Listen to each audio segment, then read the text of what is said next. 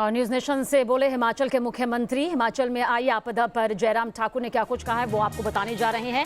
हिमाचल आने वाले सावधानी बरते, उनकी तरफ से सतर्क यहां पर किया गया है। सावधानी बरतने की खास सलाह सीएम जयराम ठाकुर के जरिए दी गई है कि जो भी हिमाचल की तरफ रुख कर रहे हैं, आ रहे हैं, उन्हें सावधानी बरतने की जरूरत है।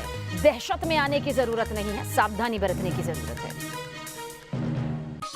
सर, जिस तरीके से अगर भादसू के इलाके की बात करें, बादल फटा, उसके बाद बहुत से लोग जिनकी बुकिंग थी वो वापस आ गए और फिलहाल मानसून अभी खत्म नहीं हुआ है। ऐसे में प्रदेश की किस तरह की तैयारियां हैं ताकि जो सैलानी आ रहे हैं वो भी सुरक्षित रहें और जो स्थानीय लोग हैं वो भी? बरसात के कारण हर साल कुछ न कुछ घटनाएं घटित रहती हैं पहाड़ी राज्यों में विशेष तौर से, और उसमें से एक घटना ये घटित हुई है। पर इसका अभिप्राय ये नहीं है कि पूरा दहशत का माहौल है। एक पर्टिकुलर गांव की बात है जहां ऊपर से लैंडस्लाइड आया, इरोजन हुआ पहाड़ से, और वो मलबा जो है गांव में घुस गया, जिसके कारण गांव में नुकसान हुआ, मकान बह गए। 9 लोगों की दुखद मृत्यु उसमें हुई, 10वें की तलाश उसमें अभी तक जारी है। बहुत बड़ा नुकसान तो हुआ है, लेकिन फिर भी मैं उसके बावजूद इस बात को ज़रूर कहना चाहूँगा कि ऐसी स्थिति नहीं है कि हमारे हिमाचल प्रदेश में बाहर से जो टूरिस्ट आ रहा है उनके लिए किसी प्रकार का कोई संकट है। जिला प्रशासन पूरी तैयारी के साथ, मुस्तैदी के साथ, और उसमें दूसरे हमारे डिपार्टमेंट्स हैं, सब जो है कोऑर्डिनेशन के साथ काम कर रहे हैं।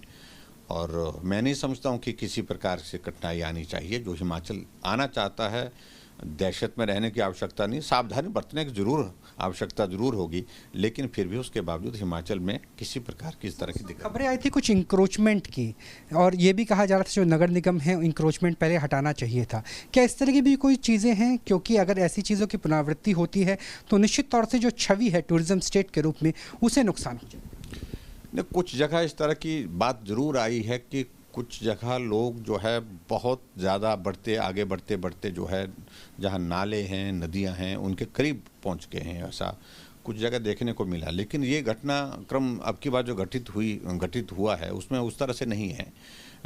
वहाँ तो एक जगह जहाँ भागसूनाथ की अगर आप बात कहें तो सिर्फ नाले के पास जो है गाड़ियाँ खड़ी थी। मकान को बहुत बड़े नुकसान नहीं है वहाँ पर, लेकिन गाड़ियाँ जहाँ खड़ी थी वो गाड़ियाँ जो है वो उसमें बह गई, उसमें उसको नुकसान हुआ ज़रूर। लेकिन जहाँ दूसरा जो गांव है वो गांव, उसमें एनक्रोचमेंट नहीं तो गांव बसा हुआ गांव था। वो ऊपर बहुत पहाड़ से जो है उस तरह से मलबा आया और पानी के साथ उसके कारण जो है नुकसान हुआ वहाँ पर।